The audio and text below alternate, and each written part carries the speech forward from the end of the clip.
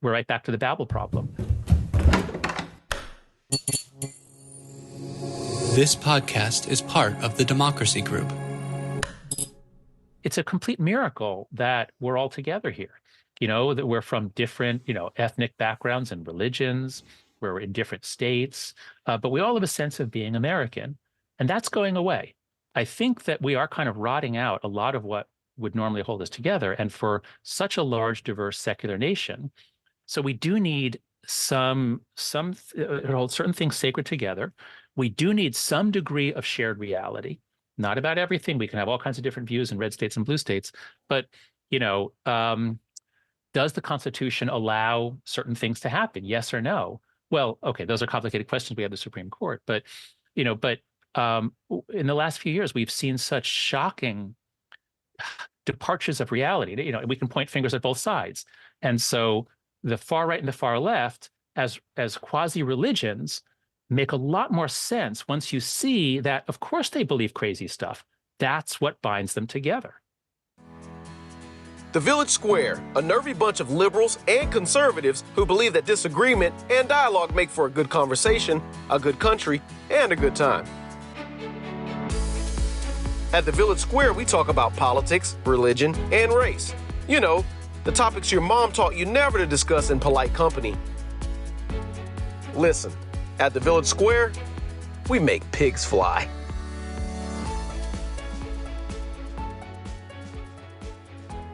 Hey folks, welcome to Village SquareCast. This is Corey Nathan, and I am so glad to be with you again.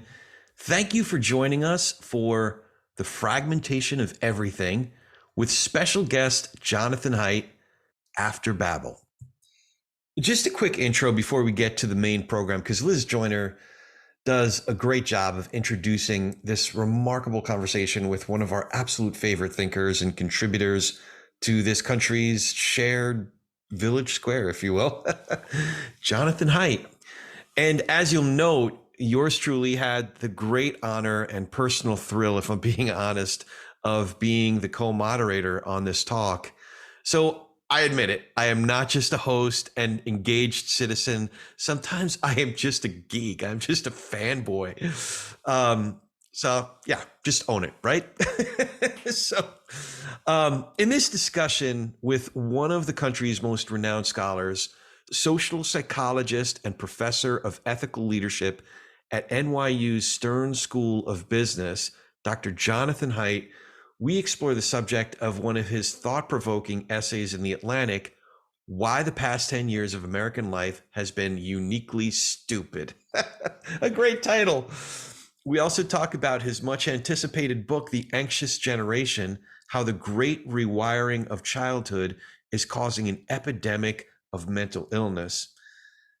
So, just by the introduction of it, by the title of it, I'm sure many would agree that these are relevant, timely topics.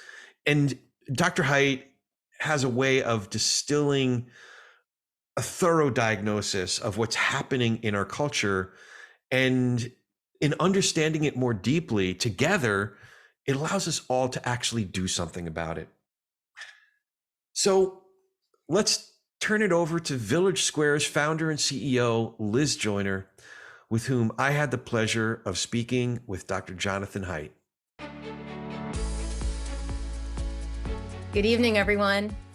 I'm Liz Joyner, founder and president of the Village Square, and on behalf of the Village Square and Florida Humanities, we're delighted you've joined us tonight for After Babel, the Fragmentation of Everything, with our very special guest, Dr. Jonathan Haidt.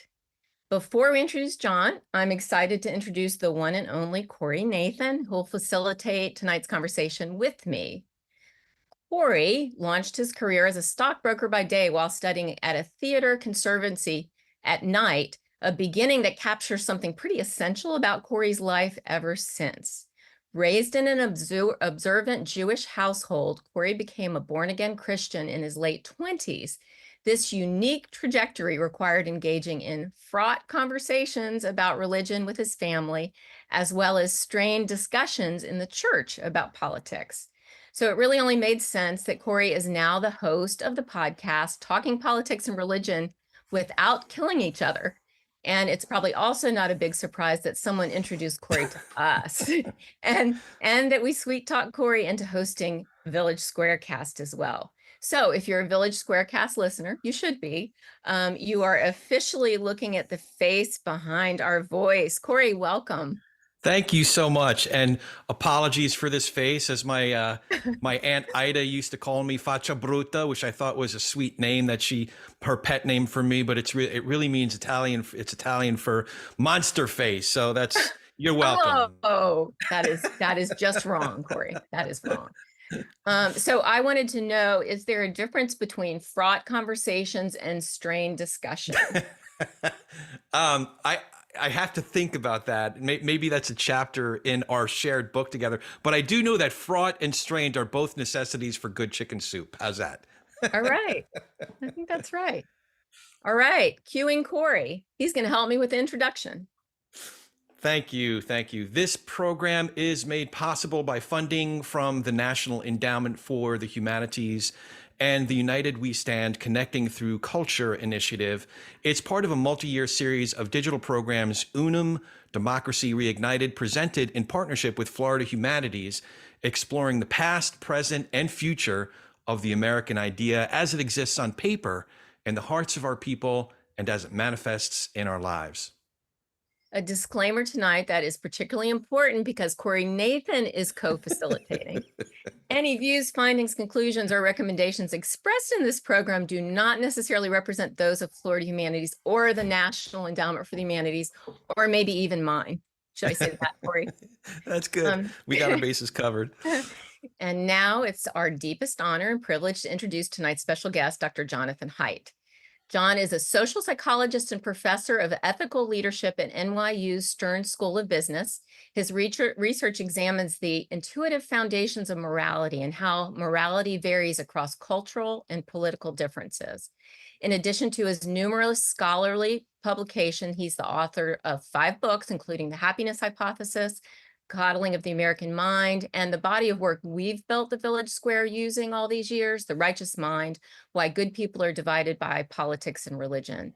He's been named a top 100 global thinker by Foreign Policy magazine, one of the world's 65 best thinkers of the year by Prospect magazine, and his 4 TED Talks have been viewed more than 7 million times. Ladies and gentlemen, my intellectual hero, and I know many of yours, and also really one of my favorite human beings at a human being level, the extraordinary Dr. Jonathan Haidt. John. Oh, well, wow. Thanks so much, Liz. So I have a file of, like, people send me all kinds of things. Like, I have this app that's going to, get people to talk to. I have this web browser that's going to let people be exposed to all sides. And I get so many of these, because everybody wants to do something that will scale. Everyone wants to do something that will, transform everything. And I can't even respond to them. I just put them in a file. But you guys are doing the hard work that actually brings results, which is human beings, American citizens, talking to each other, listening to each other. That's really hard work. What I do is easy. I sit in my office and I read books and I write things. But you're actually getting red and blue to listen to each other, to learn from each other. So I have tremendous respect for you. And Liz, tremendous affection, because you and I have been in this since about 2009 when you reached out to me. We first realized we are completely kindred spirits, coming to the same conclusions, me from the academic side, you from the practice side.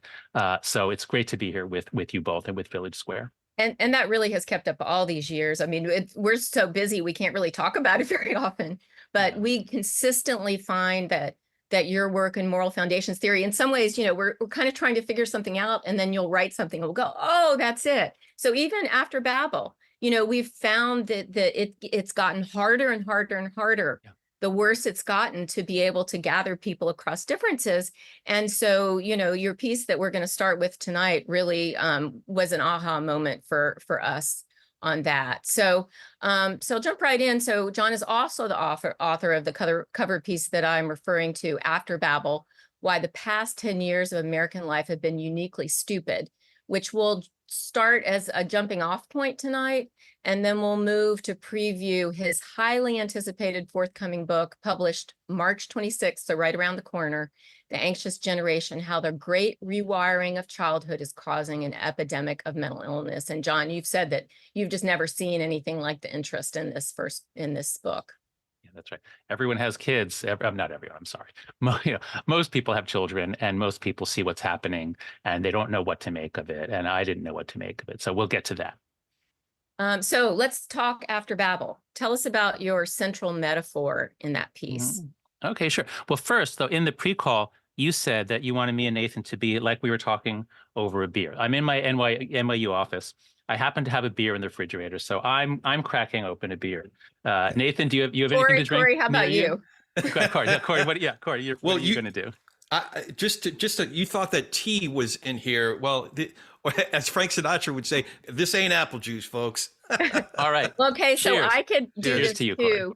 I brought. All right. I drank coffee as well. So we've all been drinking off camera. All right. It's not your question. Oh, yes, your question was Babel. Your central metaphor. Yeah. So I think in metaphors. I write in metaphors, and as a social psychologist and a professor, I know that people learn from you need a kind of a mental structure to be built first, and you can put stuff in it. And so much of my work has been in the last 10 years has been on what on earth changed around 2014. Something changed, the universe changed, everything got weird. And this is before Donald Trump came in. This is actually what allowed him to come in, I believe, or made it easier for him. I've been sort of tracking this down ever since. And it first showed up on campuses and in a few other places, 2014, 2015. That led me to write the book, The Coddling the American Mind, with Greg Lukianoff, the article, and then the book later. And I kept learning more about social media. I had a sense that social media had something to do with it. And I kept playing with different metaphors to explain how an entire system can be transformed so quickly. And we can go to some of the other metaphors later, but the best one I ever found, the one that really, just lit it all up and continues to be so productive, is the incredible Bible story of the Tower of Babel. It's this short little story. And the story, for those who haven't read it in years, the story is about the descendants of Noah, and after the flood, they're repopulating the earth, and the people come to the plain of Shinar, and they decide to build themselves a city with a tower that will reach unto the heavens. And there's a lot of ambition in this, and they will be like gods. And God will not be able to do this to us again, this flood. Well, God sees what they're doing, and he is offended by their hubris, and he says, look what they begin to do, and now nothing will be denied to them. And he says, let us go down and confuse their language so that they may not understand one another. And he doesn't literally destroy the tower. I mean, at least in our popular imagining, he knocks it over. But in the Bible, he does something far worse. He just makes it no one can understand each other. And when I reread that, and I was working on that, and like every day I was saying, what the hell's happening to our country? What is happening? I realized, my God, that's what it is. And if you can put yourself in the place of human beings who, just came out of the flood, and now they have this incredible city, like, wouldn't you be incredibly proud? And this corresponded to the incredible period from the fall of the Berlin Wall through the early internet, through the Arab Spring, where we thought, yay, liberal democracy, we did it. End of history. This is the way. Now it's just a question of fine-tuning equality and issues like that. So this incredible optimism up to about 2012. And then everything goes south. Everything turns around in the 2010s. And so that's what the metaphor is. And then we can talk about like what caused that to happen. Because I think the biggest issue is the transition to the network era and social media, but there are other causes as well. There were some ingredients that you introduced in that article that led to, we could have thought about the democratization of media, if you will, or social media at the very least. But there were some things like the like button or the share button that introduced the degradation, if you will. Could you flesh that out a little bit for us? Sure. So the entire history of humanity can be told through the story of increasing connection. And Robert Wright does this brilliantly in a book called Non-Zero in 1999. And as we get, roads and then transport and then the telegraph and mail, it's amazing what happens when you connect people, and that's all great. And then we get the telephone. Think about telephone connections. You can call anyone in the world practically. You could do that by the 1970s or 80s or 90s. So that was all great. And we thought more connection is better. And then the internet comes in, and it's I mean, older people here will remember the first time they tried a web browser, the first time they said, "You mean I can get all the information in the world within a second?" Like, it was godlike. It really was like we were gods. And in fact, just a little, trivia point. When writing the Babel article, I learned that 2011 or 2012 is when 2011, I think, is when Google Translate was made available to the world. So it was literally the year that we overcame the curse of Babel. Now anybody could talk to anybody and they could understand each other, and that's basically when everything fell down to. So the reason why is that more connection seems better, but it depends on the nature of the connection. If you just allow people to talk literally one-on-one, that's fantastic. And then, well, but what about each person can talk to lots of people? Well, that might seem good. That seems like it's good for democracy. It seems like a really healthy public square. But what if it's not really like, Hyde Park or Speaker's Corner? What if it's more like the Roman Colosseum? What if the company that is creating this public square designed it on the model of the Roman Colosseum, where people would pay for admission, and what they're there to see is not the kind of conversations that Corey curates. What they're there to see is people getting their heads ripped off by lions and stabbed through the stomach with a sword. That's what they're paying for. That's what they want to see. That's what they reinforce. And so if we take any conception of democracy or democratic engagement and we say, instead of linking people up to talk, let's put everybody in this weird, scary, Twilight Zone funhouse mirror place where whatever you say is echoed and distorted, and your perception of reality is completely distorted. And I mean, God, you go to Twitter, you look at someone says some simple thing, and in the comments, it's just people go. And this is actually a key point that I only learned recently after I wrote the article. I think it was threaded comment. So the like button is the first thing that really allows people to give information to the platform so they can now use algorithms. The retweet button, I think, is the key thing, because that is what truly makes things viral. And then the share button is Facebook's cut. So now everybody has a like button and a share or retweet button. Everything goes super viral. That's 2009. I thought that was the key turning point, and it is. But another really important point is 2013, when Facebook introduces threaded comments.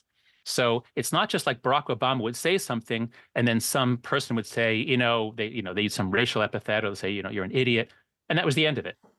Now, after 2013, someone says something, and then someone else can jump in and argue with that person. And now you have infinite. It's like a fractal pattern and that's a fractal pattern of fighting. And if that's what our democracy is fighting, fighting, fighting at every level, that's how you get the fragmentation of everything. I don't know if that was my title for this event or your title. It's a very good title. But it was social media that gave us the possibility of almost, it was like the end of Brave New World, not Brave New World, at the end of 1984. Imagine a boot on a human face forever. No, actually, what the future is imagine people screaming at each other on Twitter forever. That's a picture of hell I don't want to experience. We're kind of there, but yeah. Well, so you had a quote from Mark Zuckerberg when he launched Facebook, took it public, that I had never read before, that was just uncanny. It's that his goal was to rewire the way people spread and consume information. Check. The power to share. It would be great for to help them once again transform many of our core institutions and industries. Check again.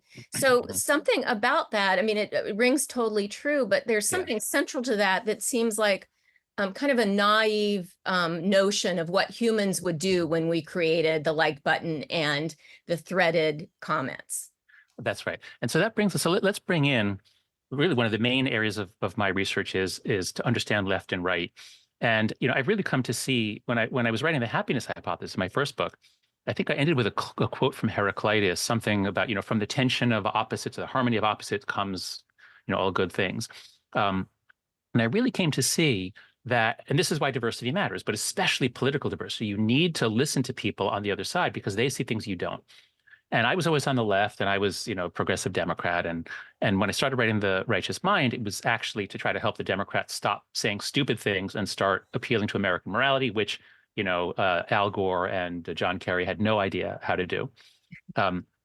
But what I discovered while writing the book is that I committed to really understanding conservatives. So I started reading conservative writings, Thomas Sowell, and there's an incredible book by historian Jerry Mueller called Conservatism.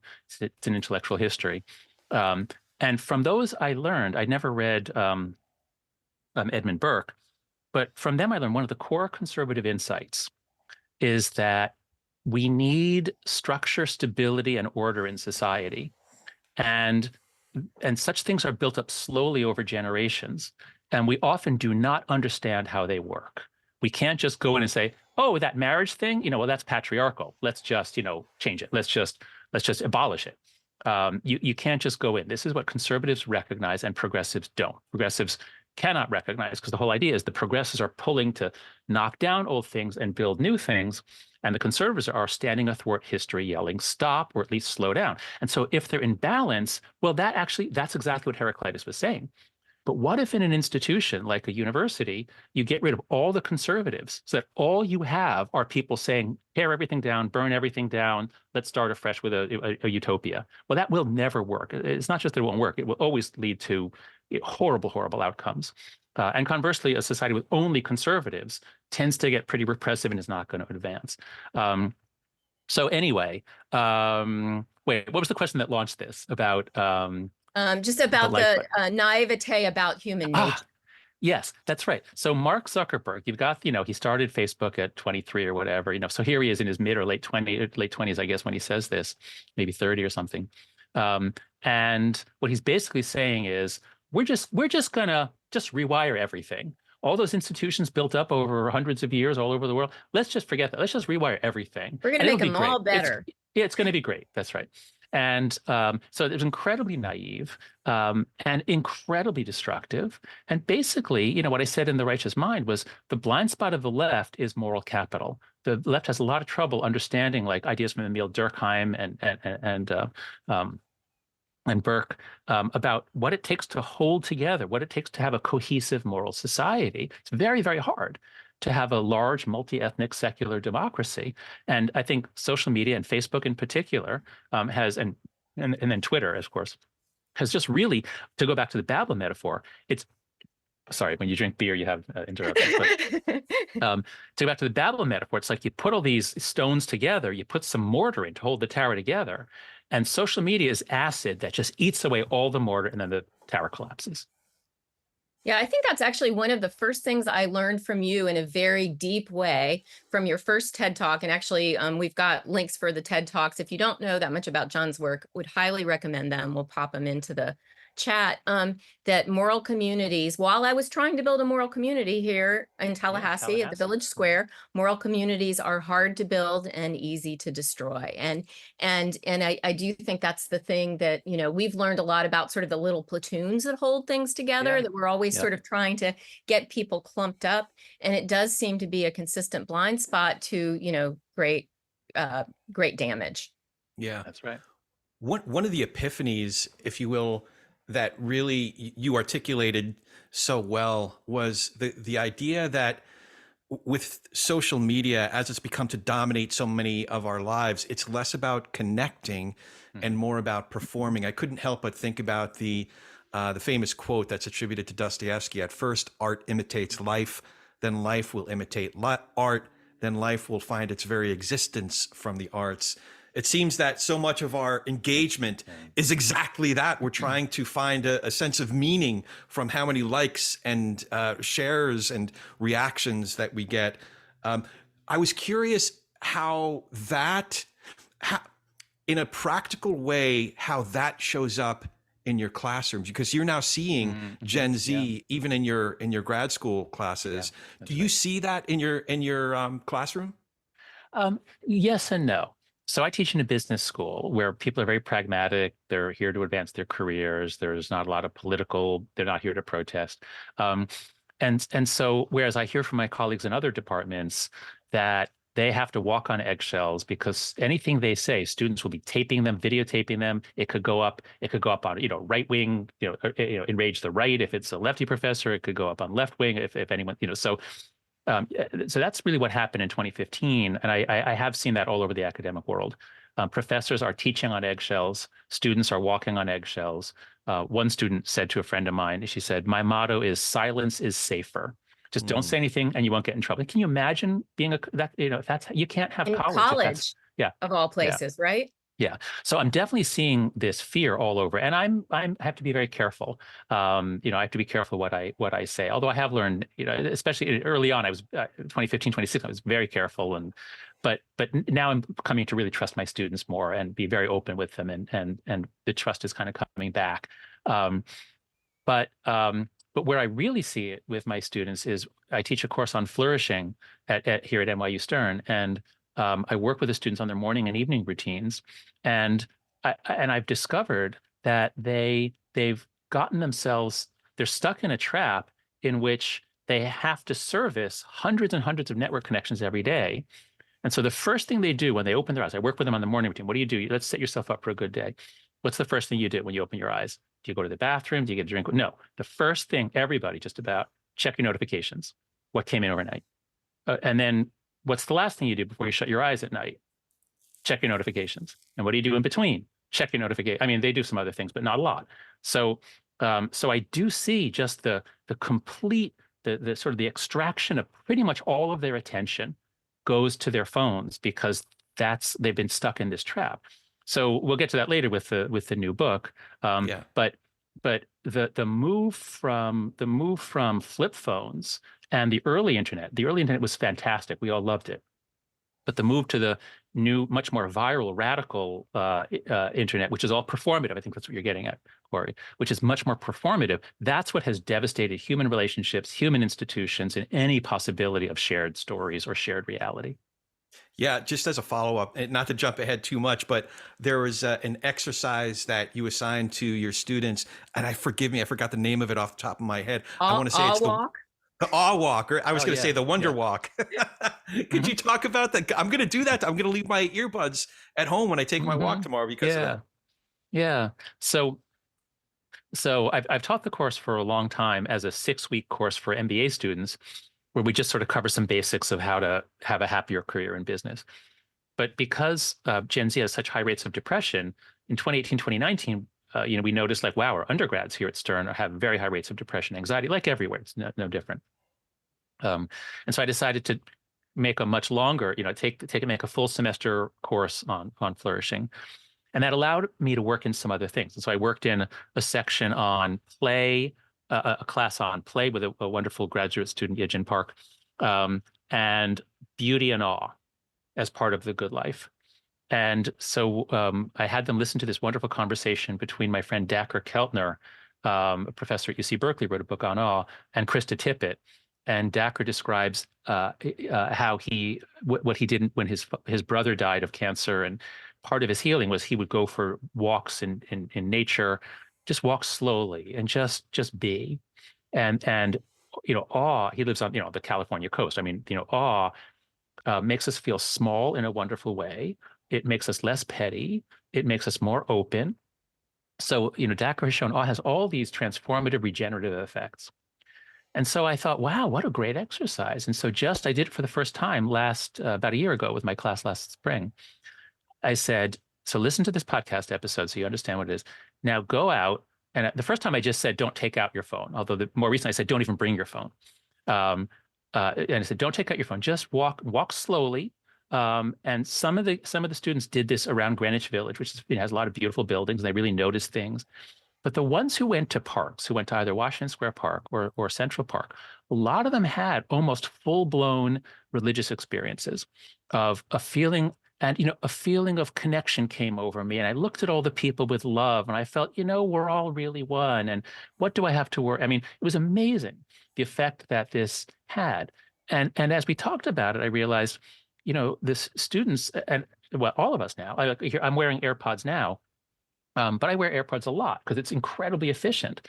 We're all able to multitask, and we multitask all the time. The amount we have to take in is so much more than 24 hours a day that everyone is trying to stuff in as much as they can. What that means is that young people in particular, but a lot of us adults, have pretty much 0 minutes to appreciate beauty, 0 minutes to reflect on anything, 0 minutes to process anything. Because, it's like we're all geese with a giant thing stuffed down our throats, like just stuffing us full of content. And a lot of the students enjoyed it so much that they did, as I did, because I took an all walk too, is now at least, I do still do a lot of multitasking, but especially when I walk through Washington Square Park, which is such a beautiful park, I almost never listen to anything. I just look, I especially look up at the trees. The trees are so beautiful. So you can work little shots of awe in, and our transformation to these technologically wired creatures is really blocking our ability to access nature. We evolved in nature, we need nature, and we're cutting ourselves off. Yeah. Yeah. And then contrasting that with what we're moving into, there's another metaphor that you used inside of the piece about dart guns that seems important. Yeah. So the most remarkable collapse that I've ever witnessed was the collapse of university presidents and then leaders in just about anything when faced with protesters in 2015. The protesters would say, Yale is a white supremacist institution. We have to totally change it. And the president would never say, oh, explain what you mean. Like, I disagree, or tell me why. Let's talk. They'd never said that. It was just like, okay, yeah, you're right. Like, we'll do whatever you say. And this happened in university after university. And I can count on one hand the number of presidents who ever said, now, wait a second. Or the number of presidents or schools that ever punished a student for shouting down speakers. No one ever got punished. Like, why? Why won't you enforce your rules? Why are you letting chaos reign? And that was 2015, 2016 in the university side. And then by 2017, 2018, as Gen Z, or 1996 and later, as Gen Z began to graduate, go out into the working world, 2019, we began to see this in all the epistemic institutions, that is, all the knowledge-creating institutions that hire from the elite Ivy League schools. So you got these terrible ideas about speech as violence. Everything has to be, anti-racist. Everything has to be ideological. They pervade journalism, museums, the arts, and so you see the collapse of these institutions, the betrayal of their mission, and when newspapers are saying we're not going to cover the other side because we're not going to give them a platform, like that's the complete corruption of journalism. So what the hell was happening? It began on campus, and my God, we all saw spectacular evidence of this last fall, especially the congressional hearings, these university presidents. So I was trying to figure out, how did this happen? Like, why is everyone just giving in? Why won't anyone say anything? And what I realized is, we're all intimidated. We're all afraid. Afraid of what? Most of us a lot of us have tenure. We can't be fired. What are we afraid of? Well, being publicly shamed is about the most painful thing that can happen. I mean, of course, you could lose a child. There are other things that are worse. But for most people, if you gave them a choice, would you like your reputation to be ruined and trashed, or would you like to be shot with a dart gun, like an actual dart gun that will shoot metal darts into your body? Almost everybody would pick the darts. Certainly anyone who's been publicly shamed and humiliated would pick the darts. And I realized, so this is what's happening. Everyone's afraid of being publicly shamed. Twitter makes it, anyone can shame anyone at any moment. You can destroy anyone's reputation. Just make an accusation. You can make it anonymously. It doesn't have to be true. You can destroy anyone. And so I thought the metaphor here, is really like dart guns, because I quote this engineer from Twitter who worked on the retweet button. And when they released it, pretty soon they saw Twitter mobs forming. And this engineer said, it was like we just gave a loaded gun to a 4-year-old. That's what the retweet button did. And I thought that was right. But I said, it's not really a gun, it's a dart gun. And so, so that was the metaphor. I think that's been very helpful, because who gets darted? People aren't really darting their enemies. Like, people on the left can't really harm people on the far right. So who do they shoot? They shoot anybody in a position of leadership, and they shoot the moderates. And of course, that happens on the right too. I mean, the Republican Party has eliminated all its moderates, and so very germane to all of our interest here. If you've got the middle, it's 70 or 80% of the country. But you've got the right wing, the far right, and the far left. In the Hidden Tribe study, the devoted conservatives and the progressive activists. If you super empower them, if you say everyone can have a dart gun, it's free, and you get paid by the dart. The more you shoot, the more points you get. Most of us say, I don't want to shoot anyone. I'm not going to shoot anyone. But the far right and the far left say, oh boy, let me have it. And they shoot, shoot, shoot. And so that's why everything went to hell around 2014. It wasn't like this in 2012. Yeah, so really quickly, you've changed the whole society really quickly by virtue of this dynamic that silences in-group moderates that sort of help you inside the group, helps make the group understand things that maybe they don't really. And then also authority figures, because they're so afraid of this dynamic.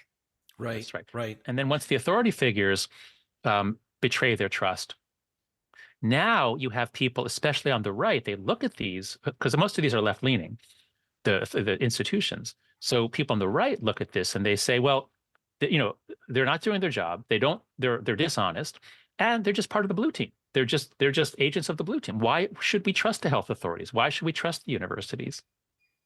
And they're not wrong. So one of the things that you touched upon that I'd like to dive into, I know Liz wants to ask you about possible reforms, which you covered in that article. But one thing I was really curious about, a concept I've heard and a scholar that I know that you've quoted from, Renee DeRista. Oh, she's great. Yeah. Yeah. I heard it last night, actually, on a call about the after party that David French and Dr. Moore and Curtis Chang are developing specifically for churches. The concept is bespoke realities, and the noise, the volume of the extremes, that 6% on the extreme right or the 8% on the extreme left, might give those of us in the exhausted majority an aversion to wanting to hear from the other side. But as you say, John, I know John Stuart Mill is a big a big figure for you. Friend of mine, yeah. It feels that way when you really study someone that deeply. But you quoted, "He who knows only his own side of the case knows little of that." So my question is, do you have what recommendations do you have to seeking out and understanding the best versions of the other side of the case, if you will? Yeah, no, thank you for that. So yeah, first, going back to the idea of the tension of opposites and how much I learned when I actually tried to listen to conservatives, I feel I became a much better social scientist once I really sought out multiple perspectives. And of course, that's why we say we want diversity, is because it has those benefits. John Stuart Mill, On Liberty, Chapter 2 is the greatest text ever written on why we need diversity of thought, how it makes us smarter. In fact, my Flourishing course, is based on three principles. I tell the students, we're going to work together to make you stronger emotionally, smarter, and more sociable. And if we can do those three things, then you're going to be more successful in work and in love relationships. And that's what Freud said is, health, love, and work.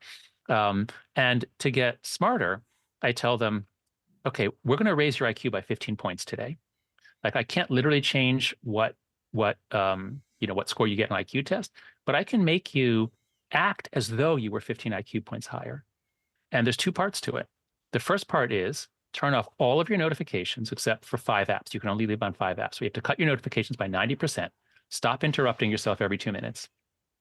So we work a lot on getting control of their inputs. That's half of it. But the other half is I have them read a short section. At Heterodox Academy, we created a version of Mill's On Liberty. It's called All Minus One. If you just Google All Minus One, you get this really beautifully illustrated, condensed version of Chapter 2 of On Liberty. So I have students read part of that. And I have them watch the incredible TED Talk, the work of Daryl Davis, a hero of all of ours, Black man who befriended members of the Klan, and listen to them. That's his secret. He says, listen to them, and then they'll listen to you. And so I show my students how if you actually want to get smarter, don't go fighting your enemies, go listening to them. And there's this amazing thing where if you want to get smarter, just ask the world to do it for you, and they'll do it. Put your ideas out there, get people to critique them. You'll find out where you're wrong. You'll actually get smarter. So, this is just what I've learned, both as an academic and as a person studying moral psychology and as a centrist, is, the media environment is pushing us into, I'm not sure what Renee meant by bespoke realities, but I can imagine. I know she has a new book coming out, which I'm going to read in the next few days. She sent me a manuscript to evaluate, to possibly endorse. I love her work. I'm imagining bespoke realities would refer to the fact that like people can so quickly create a reality on social media and then they can live in it. Is that what it is? Do you know what the concept is? Okay. It is. It's also curating what media you're digesting, what what other people you're speaking with, getting into bespoke realities, bespoke groups of people who are only underscoring your beliefs. Right. Right.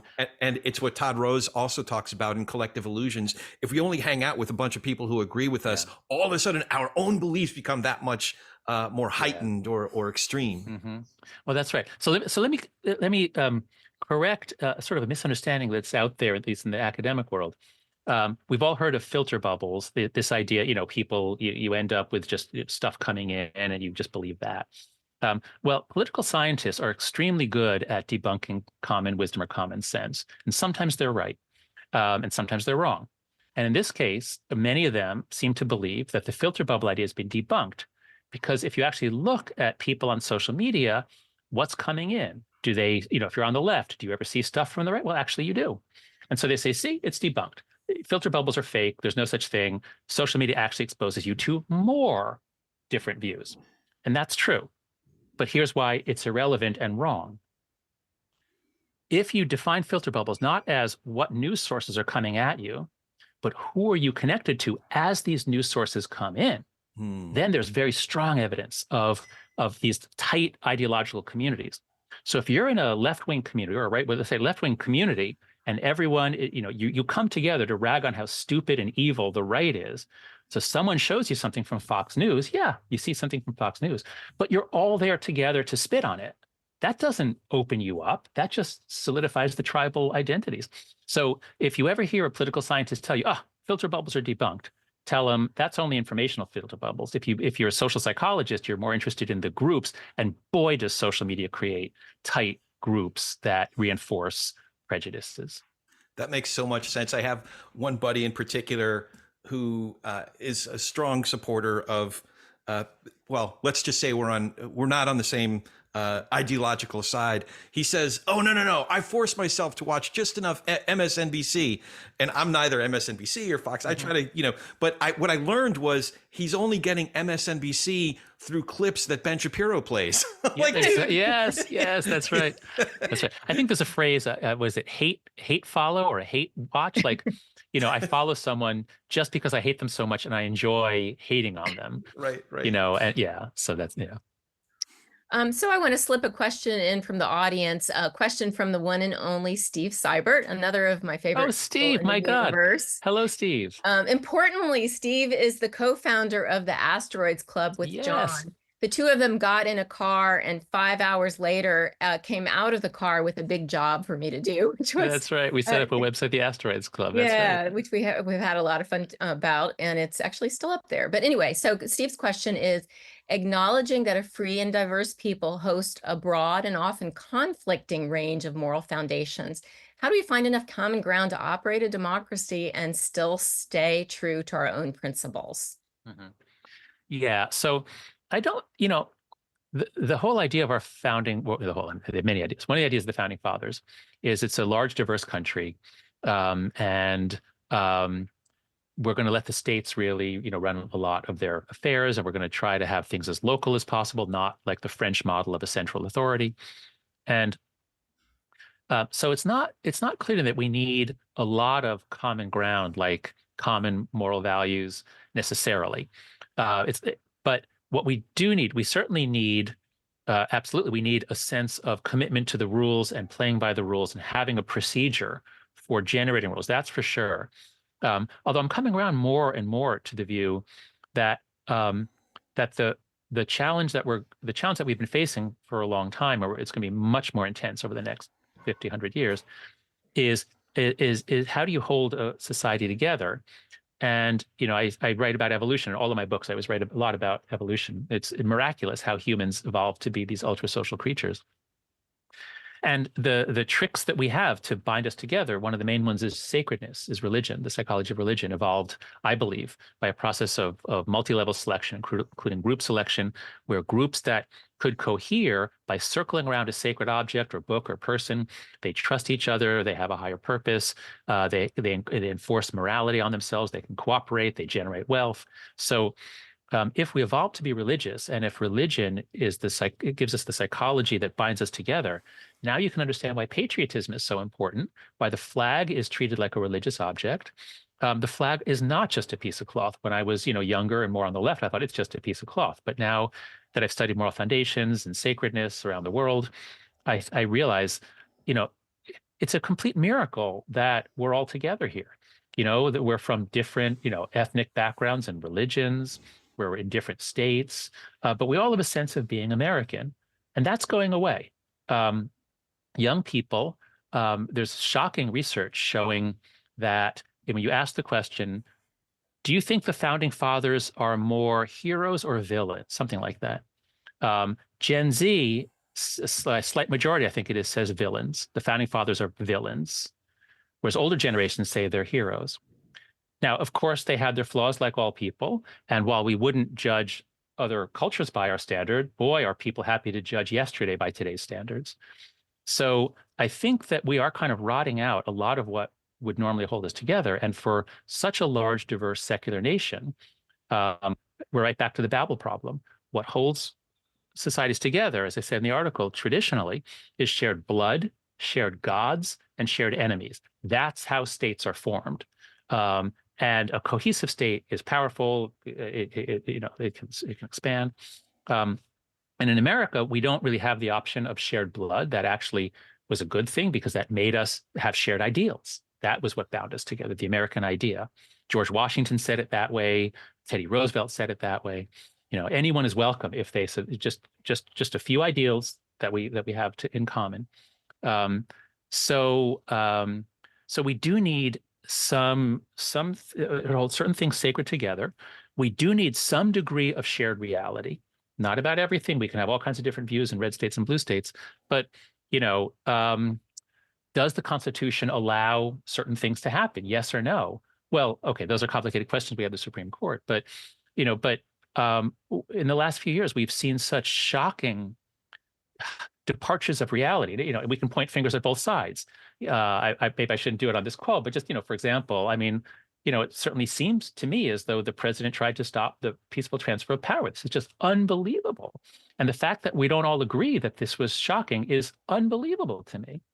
And on the left, we have people a strong contingent that denies that biological sex is a reality, and we should therefore change a lot of our policies. And to the rest of us, like, wait, we're really tolerant about whether people want to, live as a different sex, but to say that there's no biology, like, this is just bizarre.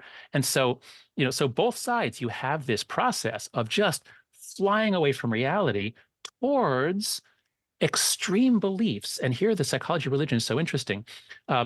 Believing something impossible is a much better test of whether you are a member than believing something that makes sense. And so the far right and the far left, as quasi-religions, make a lot more sense once you see that, of course, they believe crazy stuff. That's what binds them together. Yeah, I think doing this work for a long time, one of my, thoughts is often something like, big unexpected events can cause people to come together, right? Mm-hmm. And so, yeah. And then over the years, it's been one thing after the other that you've kind of gone, well, that's going to bring us together. Yeah. And then it does exactly the opposite. So asking this question in a very unserious way first, and then in a serious one, would a Martian invasion do the trick, do you think? That's A. And then B, you close your piece in the Atlantic talking about three, general ideas of what we can do. Yeah. So, right. So what your question is directed at is the social psychological principle, or the Bedouin proverb, or not proverb, but saying, me against my brother, me and my brother against our cousin, me, my brother and cousin against the stranger. So humans do this tribal recursive thing, whatever the relevant level is. And this is every buddy movie that was ever made in a military, about a war movie. The people are all against, tensions, but then they come together to defeat, or sports movies, whatever it is. I was just thinking of the Bugs Bunny Daffy Duck with Elmer Fudd. Shoot him now! Shoot him now! And that brought Bugs and Daffy. They're not very tribal. So in theory, a Martian invasion would do it. And I think an actual Martian invasion, I think that actually would bring us together. But there's nothing really short of that would do it. So 9/11 really did it. But I think that was the last time, and we might never have that again. I think I said in some British interview for the Collin 2018, I said something, like if something like 9/11 happened again, I don't think America would come together. And then COVID happened, and we did come together for a few weeks, and then boom, we were like more divided than ever. And then now it's, even if there was a war with Russia, I don't think that would bring us together. I think we're coming apart. And again, the fragmentation of everything. I think we're in big trouble as a country. We need really good sociologists. I don't know any sociologists who are part of the conversation today. As far as I can tell, they're all off protesting Israel. They're sort of asleep at their posts. Like they need to be telling us, like, what does it take to have a decent society? And they're just not there. Yeah. No, go ahead. Sorry, Liz. Oh, so your recommendations. I wanted to make sure that we move on to your upcoming book. Yeah. So recommendations. So procedural fairness is essential, even if you disagree on facts. If you at least agree that the process by which laws are decided is legit, then the research by Tom Tyler at Yale shows that people are actually very willing to accept adverse decisions. And so we have to improve the institutions of our democracy. That includes elections, especially, how they're certified, how they're run. So there's a lot we need to do there. And, I think, voter ID is a very good idea. It probably doesn't reduce much fraud, but it would raise confidence, and everyone has an ID. It's just a red herring to think that this is discriminatory. So that's one idea from the right. But also making it easy for people to vote is, that's an idea from the left. So I think we need to reform our democratic institutions to withstand this insane period that we're going through. And at present, as I understand it, the political parties kind of make the rules. Like whichever party governs an area, they get to make the rules. That's crazy. That's terrible. We need nonpartisan rulemaking so that we have more trust in elections. That's just an example of one of the things we can do to reform elections. I think all of us on this call probably agree that primaries, that closed party primaries, are one of the main avenues by which extremists get into Congress. So I think that those are terrible. So there's a lot of things like that. That's one bucket. Second bucket of reforms is to reform social media, because as long as social media is the way it is, I think we're headed towards failure. I think we're headed towards constitutional disruptions and a break in the tradition that we've had since the 18th century. Now, that's very hard to do, and I have some ideas, but I'm not confident that they'll work. There are many great. Renee DiResta has lots of great ideas. Frances Haugen, the Facebook whistleblower, had really good ideas about how do you have reforms that are viewpoint neutral. We're not like saying you can't say X, Y, or Z. What she's saying is the platform is designed so that extremists can get this super duper boost. How about just dampening that? Just dampening it. Just limit. You can only invite 100 people a day or a week to a group, as opposed to the fringes who invite thousands. So there are architectural reforms that would make it less crazy viral, less likely to differentially spread bad information rather than good. So reforming social media. Some sort of user authentication, I think, would be incredibly helpful. It's complicated or difficult to have that be a legal or federal mandate. But if platforms, and LinkedIn, I think, is working on this. LinkedIn, I think, is pairing with Clear to have verified identity. We go to airports, we have to show who we are. Wouldn't it be great if there were social platforms where you actually knew that people were real, and you don't even have to know their names necessarily, but just that they were authenticated? Anyway, so social media reforms. And then the third bucket of reforms is we absolutely have to, right away, starting today, change what's happening to young people, because we have so interfered with human development that it is crippling a generation. And okay, so let's go. Okay, let's go there. Let's talk about the new book, because that's really what the whole book is about. Yeah. So if anyone has read my book with Greg Lukianoff, The Coddling of the American Mind, we talked about, we had a whole chapter on overprotection of children, and children need to play. We said a lot of that there, and we speculated that maybe social media is also part of this, but in 2017 we weren't sure. Well, I've done a lot of research since then, and now I'm very confident. What we saw, what happened in the United States is that mental health of teenagers was actually pretty stable from the 90s through about 2010, 2011. And then by 2013, it falls off a cliff, especially for girls. Every measure of anxiety, depression, self-harm, suicide, they all go shooting up, like a hockey stick pattern around 2012, 2013. And they keep going up. They're still going up today. And many people think it's COVID. It's not COVID. You look at the graphs. Yeah, COVID accelerated a little bit, and then it came back, but it's just where it was. If there was COVID, was a blip. COVID, it seemed like a big deal, but it's nothing compared to whatever happened in the early 2010s. So my book is about that. What the hell happened?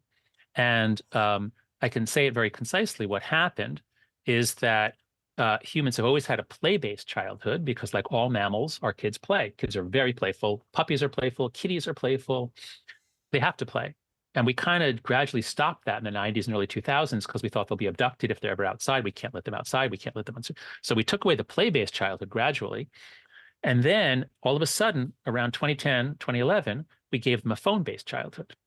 And so the key moment is when a millennial middle school kid, let's say a girl, traded in her flip phone, which is not, flip phones are fine. Flip phones, you communicate with one or two people.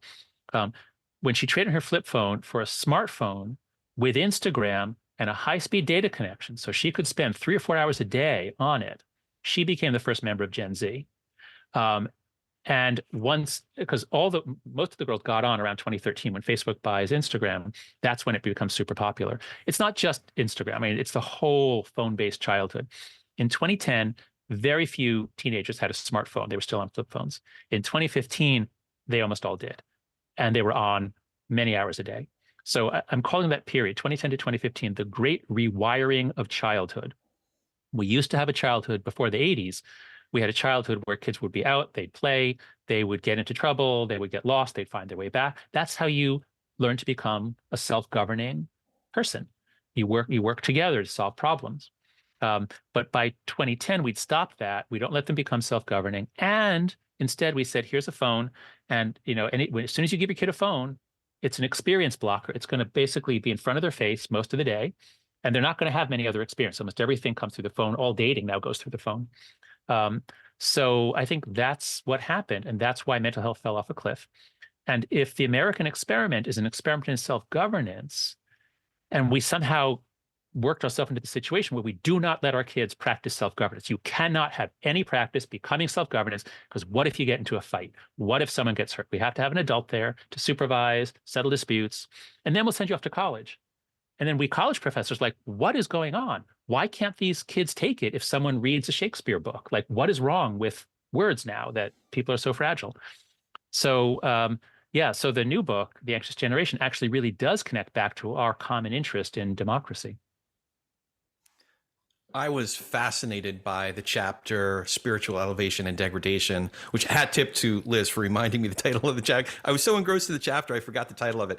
One of the reasons, though, and I want to back up for a second, one of the reasons, though, is because you identify as an atheist. Mm-hmm. So I want to back up, and I have a question about your personal background.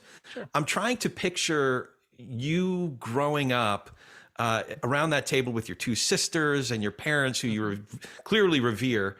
At what point were you clear? Did you become clear on, or at least start to wonder whether there was a God or not, and started to lean towards, no, I'm an atheist? Mm-hmm. And if that was early enough, I'm curious how that conversation around the Haidt dinner table went. Yeah. Did you get pushback from your sisters? Did Harold have an objection to it? How did that go? Yeah. Well, so I was always like a science kid. I think analytically. I think about systems. I'm abstract. So for me, I know that I was not an atheist at my bar mitzvah. When I was 13, I know I didn't have any issues. I didn't think about, does God exist? Or at least But I know that by 14 or 15, I was having arguments with my best friend, Krister, whose father was a minister, a reverend, Episcopalian. And so I know that by then I was just saying, well, just, it just doesn't make sense. It doesn't seem likely. What do you think is more likely? This or that. And then as I learned about evolution, and then I read the Hebrew Bible when I was in college, read the whole thing, and I was shocked at a lot of the content. And if you take the Bible literally, and you're a sort of modern secular person, there's plenty of beautiful parts, but man, there's a lot of really, really bad stuff in there. If you take it literally. So all of that cemented in me a kind of a hostility to religion. And I was in a way destined to become a new atheist. So I was growing up, we're talking like the 80s and 90s here, but in the early 2000s, you get, Sam Harris, Richard Dawkins, Christopher Hitchens writing these really attack books about religion. And I was the sort of person who could well have become one of those.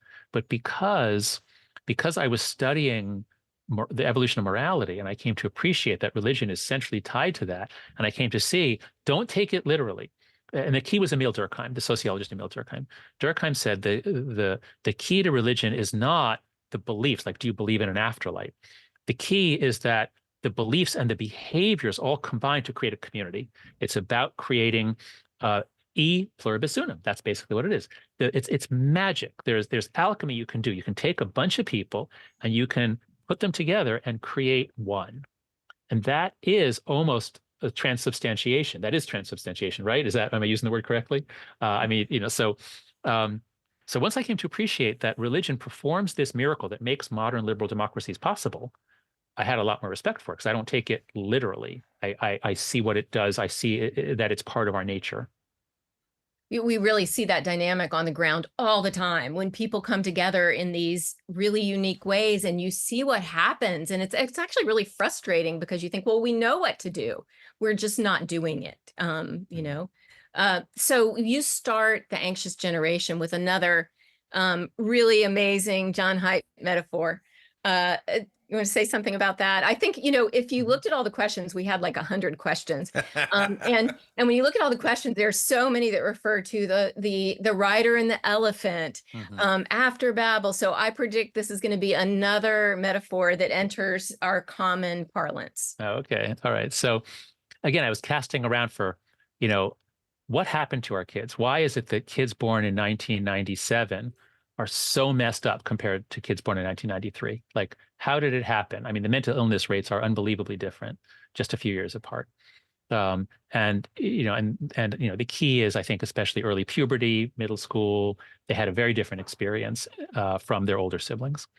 So I was looking for a metaphor for that. Like, what would be such a radical change away from a human environment, a human childhood? What would be a radically inhuman childhood? And I thought of the metaphor that, suppose that, a tech billionaire had the idea of, there's a race to Mars, like these guys are competing to get to Mars. And what if one of them had the idea, hey, let's bring kids to Mars because let's let them go through puberty on Mars, lower gravity, different conditions, let their bodies adapt to Mars. And so he starts signing up kids. They don't need any parental permission. You just, they have to say that they have parental permission. So you just have to check a box. Yeah, my parents are, yeah. So he starts sending kids to Mars. And we're all like, what the hell? What are you doing? And it turns out that he never, ever even thought about children's safety, which wasn't even a concern. There are no protections for children. They're treated like adults.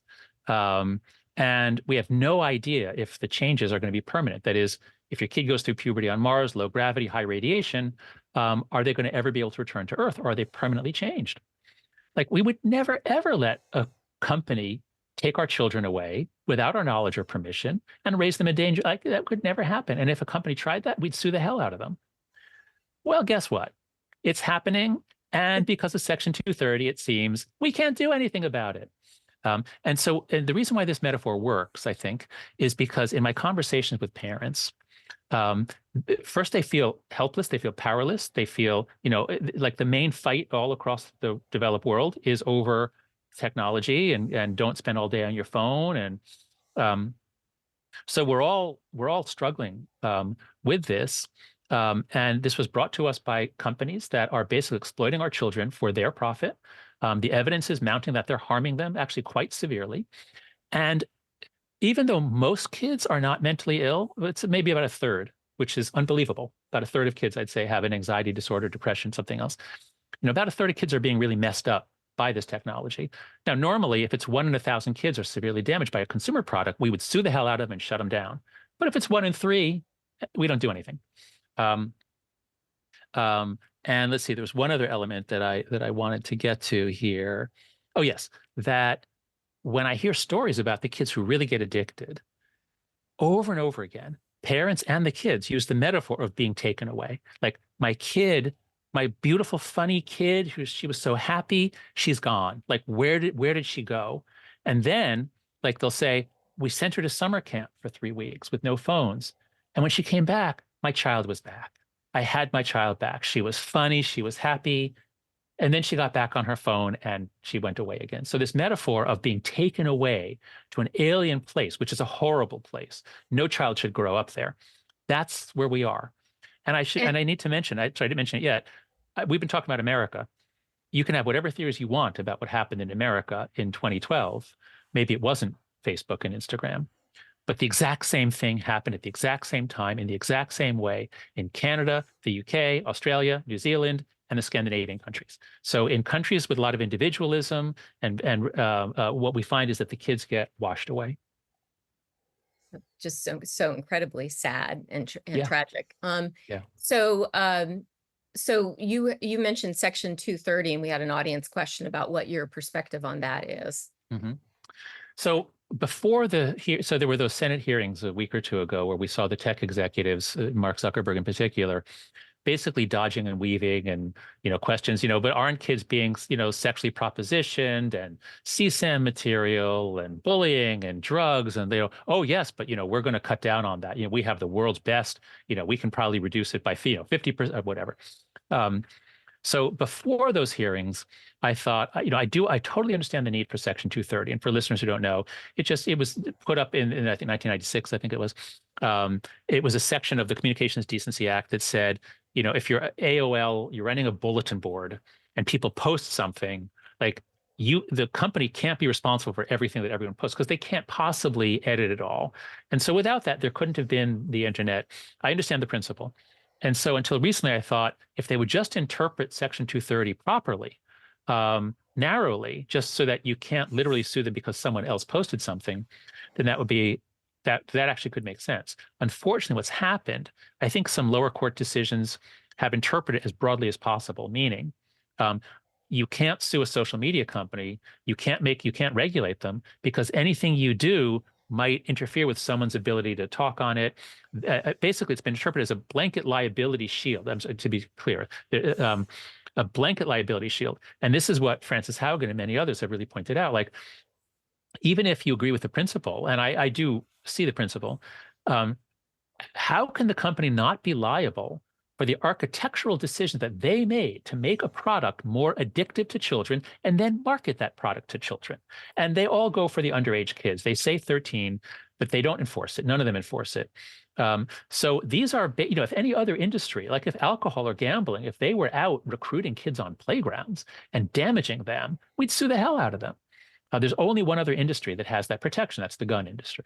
There's special laws for the gun industry. You can't sue a gun manufacturer because someone used their gun to kill your child. And it's the same with social media. You can't sue social media because it's addicted the entire world and is killing children. So yeah, I think Section 230 needs to go. I now think, as a result of those hearings, it needs to just go and be replaced by a new law that's very narrowly tailored to do what the original law was supposed to do. So this is an apt question, and I'm glad I'm drinking just because this could be very depressing. But one of our participants asked very simply, "What gives you hope?" Let's see. I have to be very careful how I answer this. So I'll just say, I think that we are in a time where the amount of chaos and fragmentation is going to increase, possibly by a lot. So I don't have much hope for the short to medium term, actually. But what does give me some sanity and some inspiration is to see that we're at a juncture point in history, unlike any other, and to see it that there are cycles of history, institutions decay, and then they get reborn about every 80 years, and we're at one of those. That was predicted long ago. In 2020, 2025, that's basically where things are supposed to break and then come back together. And then we're at the end of a 500-year period, which we can call the Gutenberg era, based on text. We're transitioning to network, and our institutions that were made for the Gutenberg era in America, constitutions, text, journalism, all that stuff, that may not be translatable to the network era. It might not work. So I think there are real possibilities of extraordinary things happening beyond what we can really imagine. That is frightening, and I am frightened about that, I must say. On the other hand, what gives me at least some inspiration is that the things that we do today, the things that we who are not on the extremes, the things that we who care about America, who think that America's done amazing things and is very much like Barack Obama. I mean, it's a process. We're getting better. We're making progress. Those of us in the exhaustive majority, the things that we do really, really matter. And they didn't matter as much when I was growing up, in the 70s and 80s. It didn't matter that much what we did, and now it really, really does. And so I think we have a call to action. There was a greatest generation that was called up to fight fascism, and I think our challenge is different and it's much harder. But like the work that you're doing, I mean, the work like this is, again, I'm an atheist, but I'll say this is God's work. And actually, from a Durkheimian perspective, it literally is God's work, because he said God is society. So I am, I'm not depressed. I'm not, I don't think the world is going to end. I think our democracy might become much more like those in Latin America that have been very unstable and that have had changes of constitution, changes of government, military involvement.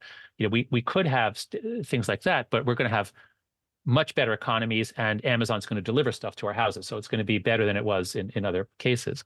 But I guess, that's it. I mean, we have to be realistic, I think, in recognizing that enormous change is possible. On the other hand, we have to be humble, because as been shown over and over again, especially by Phil Tetlock at Penn, no one can predict the future. Get a bunch of experts like me making prognostications. It's really no better than monkeys throwing darts at a wall. So everyone should take what I say with an enormous grain of salt. I'm describing some cycles. I'm describing what's happening now, but anything could happen tomorrow that changes things. So don't get too alarmed. Take what I'm saying as a possibility, but don't go selling your house and moving to New Zealand. I am fascinated. Go ahead, Liz. You go ahead, Corey. I'm fascinated and have such an affinity for the fact that you're an atheist, but you have such warmth, if I can say that, for religious folks, and even for the idea of religion and value of religion. I really appreciate that there's a poetry in that dichotomy. And that's a whole other podcast, if not a whole other series. But I would like to shoehorn I know we're going to get to some more questions of participants. Yes. We have plenty of them. I want to get to a self-serving question. Okay. It's what we've referred to as the TP&R question. And we've already been talking about this, but I'd really like to put a pin on it. It's, what do you think each of us can do to be better able to share space with, have better conversations with, perhaps even nurture relationships with people across our differences? So it's like what we've been talking about. People who think differently than we do, have different beliefs than we do, get their news from different sources than we do. How do we do better at this? Talking politics, religion, without killing each other. Shameless plug. Okay. No, thank you. That's a great question. So I would say the key psychological flip is to flip from defend mode to discover mode. So we can be in one of two states. Our brains are structured, animal brains are structured, so that when there's something good, they get into approach mode, and then you have approach motivations, and it feels good as you're approaching and you're consuming. But if there's a threat, boom, instantly, defend mode kicks in within a second, totally changes everything up there, sends hormones out to the body. And so, social media has really put us much more, we encounter each other much more in defend mode or attack mode, not in discover mode. Whereas the early internet, when you first got your web browser, wow, that was curious. That was discover mode. That was an incredible gift to humanity, it seemed. So if we can recapture, we each individually, so here's another way to put it. What game do you want to play?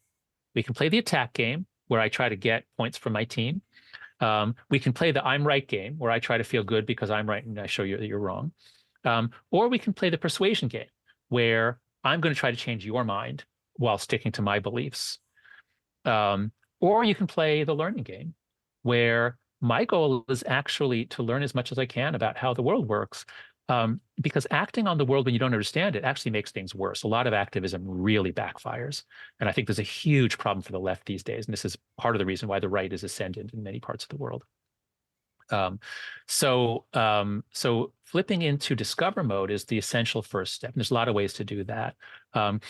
I was very lucky. I mean, I got to do it because I was trying to write a book on politics, on left and right. So I literally, it was like my job was to be in discover mode about the other side. And I loved it. Like, it was so interesting. It was like getting into a cold pool. You know, at first it was like, you know, icky and painful, but like, then it was like, oh, actually, wow. Once you're in it, like, this is really interesting. So I sort of got there by an academic route. A lot of people get there through religious roots or religious conversion experiences or awe experiences, because what those always do, like, someone doesn't come back from one of these powerful religious experience saying, you know, now I want to make as much money as I can and I want to defeat my enemies. Like, no, it's never that. It's more like you become less petty, more open-hearted, more open-minded, more loving. So there are a lot of ways to do it. And then a lot of people come to it from having a carefully curated or accidental experience of encountering the humanity of someone else. And that's what you guys are in the business of doing. That's what the Village Square really has pioneered and really has developed so well. You know, and you have all this like secret sauce. You have all these like, you know, not tricks, but, you know, techniques you do if you're going to bring people together. Food is really important. Long ago, I suggested that we try to do experiments like, let's try it experimentally with alcohol. Like, if you encourage people to drink versus don't, you know, what happens? I mean, you know, maybe we should do it with psychedelics, you know. Yeah, if you sing a song at the beginning or say the Pledge of Allegiance, what happens? That's right. That's right. So, you know, this is what people say universally is, you know, when you encounter someone on the other side in the right way, you discover that, you know, they love their children, they're, you know, hardworking, you know, you discover that they have many virtues. So there are a lot of ways to do it, but the key is you have to get out of the game, you know, the game of attack or the game of gaining points. And again, social media makes us get into that prestige hungry game. So I guess the first step, as I tell my students, is regain control of your inputs. Either cut out social media entirely, or, you know, it's useful for some things, you know, spend an hour or two a weekend on it. But, you know, if you're spending an hour or two a day, that's a huge amount of your life, and it's making you worse. It's making you a worse person. Somewhere Moni Guzman is smiling. Yeah, that's right. I love her We're work. all fans of Moni's, yes. Yep, absolutely. So in The Anxious Generation, you write about the collective impact problem, the collective action problem that we have. And we've got a couple of questions that I wanted to ask that are sort of different variations of that. Actually, in a lot of the questions. So Katie asks, I've been advocating for civil discourse for a decade and a half, but often I feel like I'm shouting or rather speaking civilly into the wind. How can we be quiet loudly? How can we grow the movement when the news and online environments are so sensationalist? And so many people, and I think this is really true, and it is a frustration we have, so many people are craving connection and thoughtful dialogue, but our dumb brains draw us towards clickbait and outrage. Yeah. How do we fight it when so many of us feel that way? Yeah. Well, yeah. So what's a collective action problem? A collective action problem is a very common term in the social sciences, where each of us does what we think is best for us, but that leads to a terrible outcome for us all together. So, you know, if each fisherman overfishes, he's better off, but then the next year, the fishing stock is depleted and the whole community collapses. And so especially for the parents in the audience, for anybody who's a parent who has a kid under 18, or certainly especially under 12, the only reason that parents give their kids a phone, I mean, at least for a lot of them, is because the kid said, Mom, everyone else has an iPhone, and you gave me this, you know, this dumb watch or this flip phone or nothing. And I'm being excluded, and no parent wants their kid to be a loner or excluded. So it's a collective action problem, because we'd all be better off if no kid had a smartphone before high school. I mean, it's horrible for, we've got to focus on middle school. That's where the maximum damage is done, especially to girls. Just get all this stuff out of the lives of middle school students. So we can solve the collective action problem if we all act together. Actually, let me just lay out the 4 norms to solve the collective action problem, and then we'll get to back to the answer to the question. So what I'm proposing in the book, I give a lot of specific suggestions in The Anxious Generation for what parents can do, but 4 norms that are easy to do if we do them together and hard to do if we don't. Norm number 1, no smartphone before high school. Just give them a flip phone. Norm number 2, no social media before 16. They can have the rest of the internet. They can, they can communicate in all kinds of ways, but they don't need a hyper-viral platform like Instagram, and they don't need a highly addictive short-form video program controlled in part by the Chinese government. So no social media till 16. Phone-free schools. Every school, K through 12, has to say, you put your phone in a locker or a yonder pouch. In the morning, you get it back in the afternoon.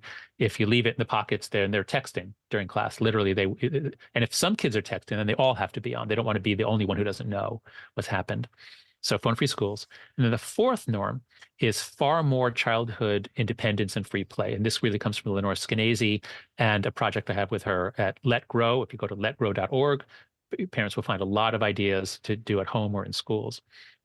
So, if you're the only one who sends your kid out, then you can get arrested or you'd be afraid. But if we're all sending our kids out to play in the afternoons, then actually everyone's better off. So those are the 4 norms to break out of the collective action problems. Now, I went through the time to do that because my answer to the questioner is, there are limits on what you can do as an individual because we're stuck in collective action problems. But if you play your part to try to solve the collective action problems, well, then collectively we can change this. We can really roll back the phone-based childhood and restore a play-based childhood. That would be gigantic. We all can play a part in that. And when the book launches, we're building a website right now at anxioussgeneration.com. We're going to have a pledge asking people, will you commit to doing your part to roll back the phone-based childhood and restore the play-based childhood? Now, as for civil discourse, that's harder. And the democracy problems are harder than the childhood problems. The childhood problems we can solve. Like, if we do these 4 norms, this will actually, not entirely, but this will really roll it back quite a way. Democracy problems are harder. And I think as an individual, I think we, act, we're concerned nationally, but I think acting locally is really the main thing you can do. If you're a philanthropist, support places like the Village Square, and I should say, Constructive Dialogue Institute. I would urge people to go to Constructive Dialogue Institute, or constructivedialogue.org, and we offer a program that literally teaches you a bit about moral psychology, how to start a conversation, how to be persuasive. And so, so there you go. So there are all sorts of things you can do if you have any influence at your company or at a high school or a university. Assign the Perspectives program from Constructive Dialogue. So there are all kinds of ways that you can magnify your impact. But if all you do is strengthen a few relationships in your community with your family, if everyone did that, we wouldn't be in this situation. Yes, I would like to continue talking for the next 8 hours, actually, but we cannot. That's it.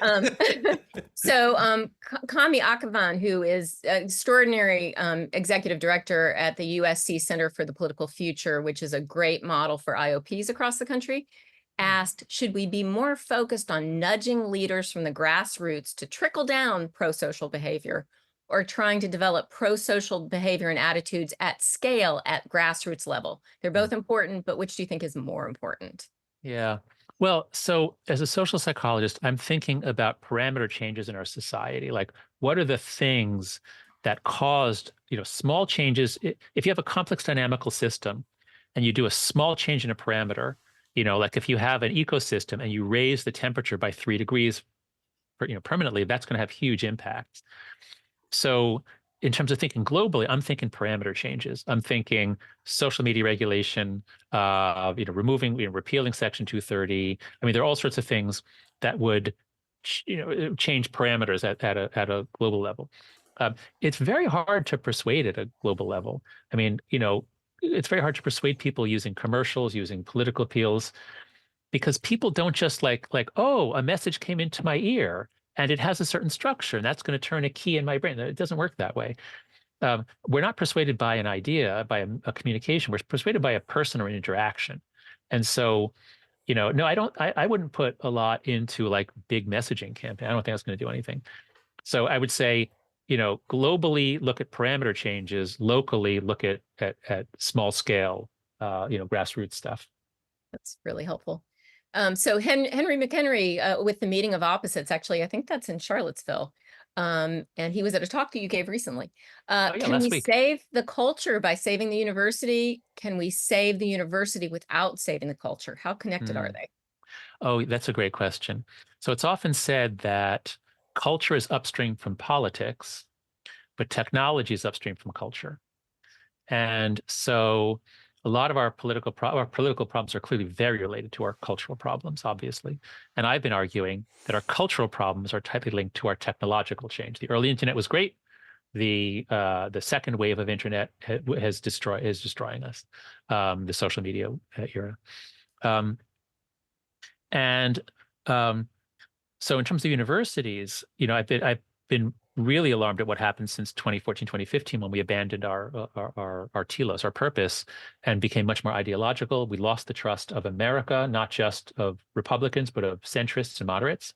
And we violated our fiduciary duties to the truth. Now, I think this is crucial in this conversation, because as I said before, I think we're heading into an era which may have extraordinary material prosperity. And I think AI for a while could massively increase prosperity, but we're going into an age of sociological fragility and possible disaster. And again, I wish we had good. I mean, there are some actually. There's some actually conservatives. There are a few conservative sociologists that are very concerned about this, like James Hunter at UVA, Christian Smith. There are a few, but we're going. I'm trying to convey these really abstract sociological academic ideas to you, like about Emil Durkheim and about evolution. Like, these are really hard things to understand and to convey. Imagine trying to go into this weird new world without any scholars or researchers, without universities that are doing their job. If the university is just focused on social justice, they're not focused on truth, then we're flying blind. And so I feel like this is, the way in World War II, the entire academic world in the US, the UK, everyone's like, okay, what can we do for the war effort? I think we should be like that. Unfortunately, a lot of people are like, what can we do for the war against Trump effort? Now, again, I understand that. I think Donald Trump is a unique threat to the country. Again, I understand why people are voting for them. There's a lot to dislike about the left and what's happening. So I'm not judging people voting for him, but I do think that that he is a unique threat to the constitutional order, especially his recent remarks about Russia can do whatever the hell they want to our allies. That was, how can it be that in our country this doesn't end your presidential race? But that's the kind of bespoke realities that we're in. But we need our universities not just to focus on the partisan war, but of course they should be studying it, but not be partisans in it. But we need them to understand what the hell is happening to us. So Corey, if you want to ask a last question, and then I've got a closing question I wanted to make sure I got to. Corey. Yes. I'll steal from some of the questions that have been posed, one of which was, what are our strengths as humans that we can bring to the task ahead? Oh, I love that question. That, actually, wow, that actually gives me hope, that question. And the reason is because humans are amazingly adaptable creatures, and the human advance, while it has not been perfectly steady, I am a fan of Steve Pinker and Robert Wright and others who pointed out that yes, there are setbacks, but the long-term trajectory has been up and up and up, and it probably will be. I'm talking, there could be a period of extraordinary disruption, but the network era could, in theory, it really could bring us the best democracy ever. I mean, the early internet seemed to promise that we might be able to realize that. So what gives me hope about humans is that while we're amazingly complicated creatures, um, we are not fully selfish. We're actually very group oriented, which can be good or bad, but it's usually good. Um, we are ethical creatures, not perfectly, but we care about it. Um, we're a miraculous species. I mean, how humans made the jump from just forest-dwelling primates to living in comfort with people of all races, creeds, and colors. Not perfect harmony, but like, in America, there's, not much cross-racial violence. Again, things are getting worse because of social media. There are some issues, but so yeah, if you keep your eye on human nature and you don't deify it, you don't say, oh, we're all so loving, but you say, we're complicated, but look at how far we've come. And so even if we face some setbacks, probably we're going to succeed in the end. So yeah, actually, yeah, that does give me hope. That reminds me real quick of the East of Eden, one of the best Bible studies, if you ever want to read it. And Steinbeck comes to the conclusion that Genesis chapter 4, when God speaks to Cain, he says, sin is crouching out the door and thou blank overcome it. And ultimately the conclusion that they come to is, it's not thou must overcome it as a command. It's not thou shall overcome it as a promise, as some of our popular pastors, but thou mayest overcome it.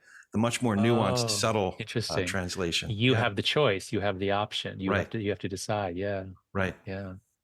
Wow. So Okay. my last question is kind of a riff on that.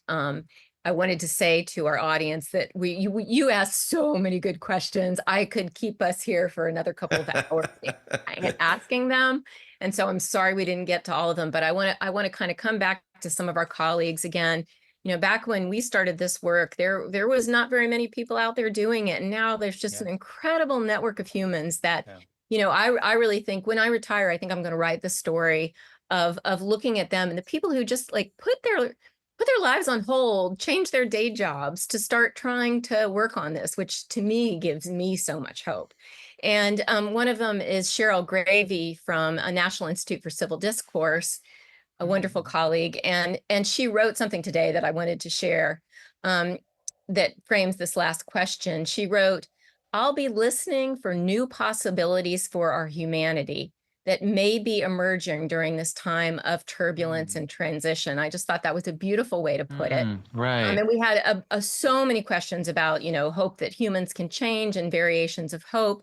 And then our colleague and friend, Dr. Jacob Hess asked, he's now staff writer at the Deseret News, which is doing just wonderful writing and work on the problem that we're all talking about tonight.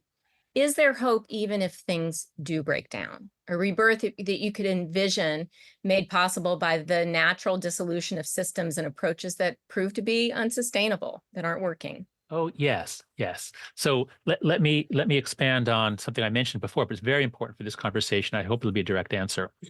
So there's a meme on the internet, which actually has a lot of social science behind it, which goes, hard times make strong men make good times make weak men make hard times. And every 80 years, and this is a theory from Howe and Strauss, every 80 years since even before the revolution, but certainly since the revolution, Civil War, World War II, and the 2020s, 80-year cycles. And what this is really doing, there was a Muslim scholar in the 14th century, Ibn Khaldun, who talked about asabiya, the binding force that keeps society together. The Bedouins come sweeping out of the desert. They're tough. They take over. Their children are rather comfortable. And then their grandchildren are really soft. And then another group comes. So our grandparents or whatever built these extraordinary institutions of the post-war order. They went through hell. They went through depression. They went through a war. They came out strong. They were incredibly good citizens comparatively. And they built these institutions, but institutions decay, times change, and every 80 years, things break apart and we have to come up with new ones. And Americans did it after the Revolutionary War, they did it after the Civil War, they did it after World War II, and we're going to have to do it in the 20s, 30s. I think things are going to, things will probably get worse in the 2020s, and then we need to have a rebirth in the 2030s. So that's our challenge. And if history is a guide, we'll probably succeed. Now, of course, now there are many more threats that could have catastrophic effects that weren't present previously. But the odds are we're going to find our way through it. That your answer is making me cry. So I'm not sure I can finish it She's up, getting all verklempt. John, what did you do, man? but I just wanted to say, Corey first. I love you, dude.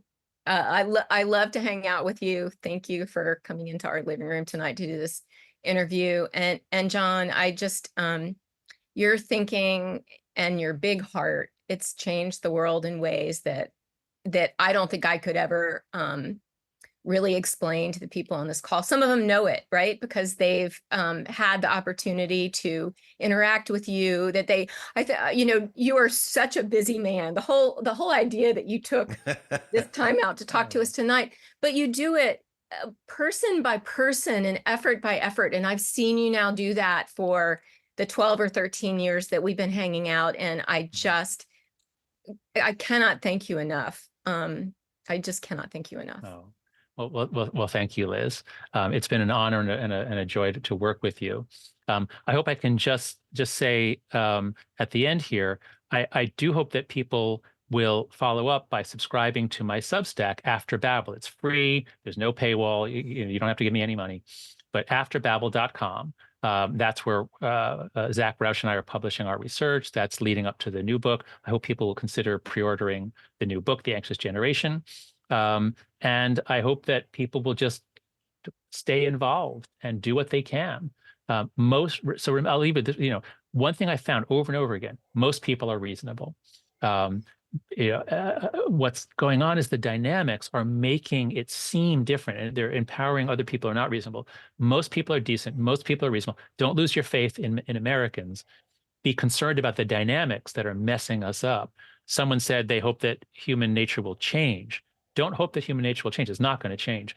Hope that we find better ways to live together that bring out the better sides of our nature. We know it's possible. We've done it. We can do it again. Well, I'm getting comments that I'm not going to share now, but lots of comments about just how profound your work has been. So we'll share it afterwards. And thank you so much on behalf of Florida Humanities and the Village Square. We are so glad that you all joined us tonight. Good night. Thanks so much, Liz. Thanks so much, Corey.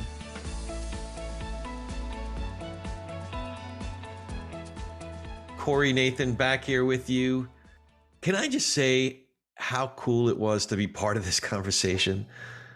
Liz and John are just gems, absolute gems. By the way, not that this has anything to do with today's episode, but there's this thing that people do when they're familiar with each other, specifically call each other by a shortened version of their name. So when I've heard someone refer to a famous person by an informal version of their name, like Bobby De Niro or Marty Scorsese, instead of Robert or Martin, I always get the feeling this person must be pretty special. Instead of Leonardo DiCaprio, it's just Leo. Well, I don't know why, but I got to tell you, getting to call Dr. Jonathan Haidt John just tickles me.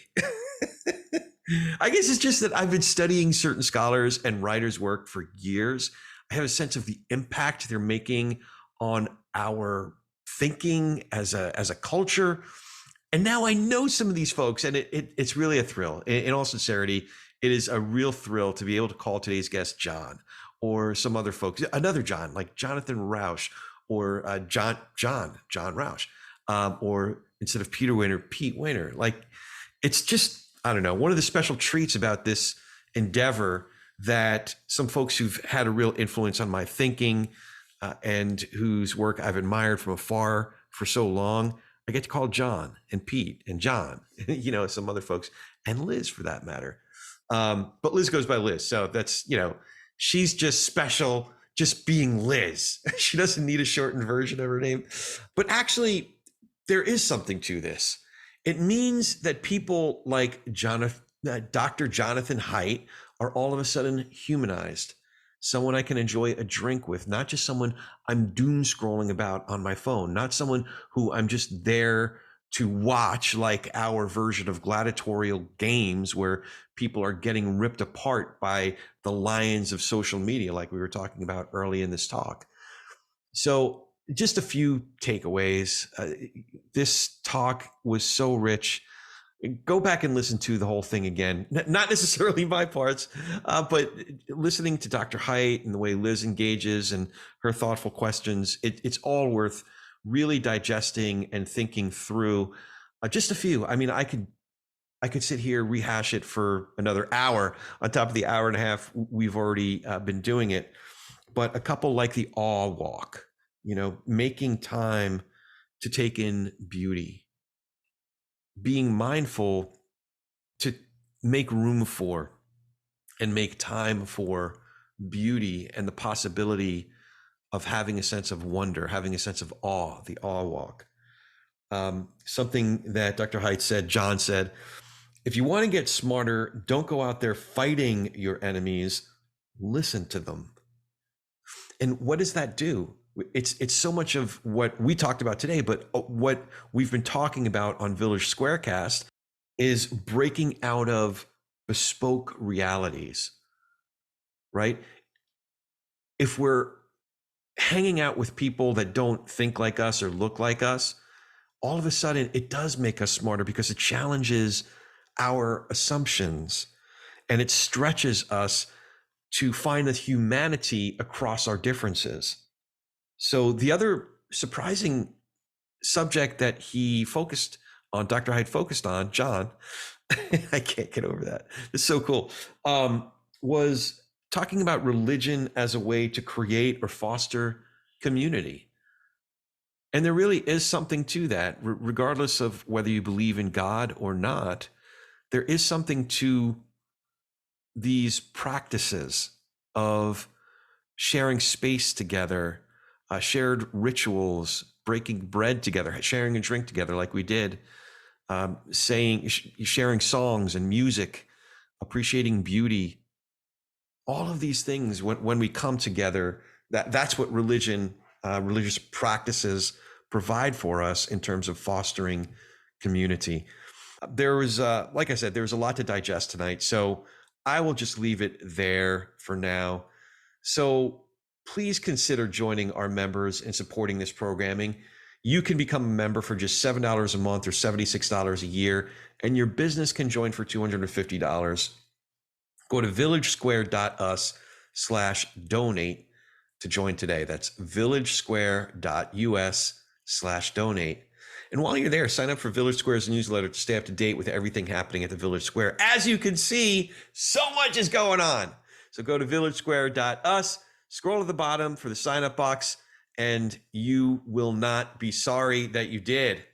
Funding for this podcast was provided through a grant from Florida Humanities with funds from the National Endowment for the Humanities. Any views, findings, conclusions, or recommendations expressed in this program do not necessarily represent those of Florida Humanities or the National Endowment for the Humanities. We appreciate you listening to the Fragmentation of Everything with special guest Jonathan Haidt after Babel.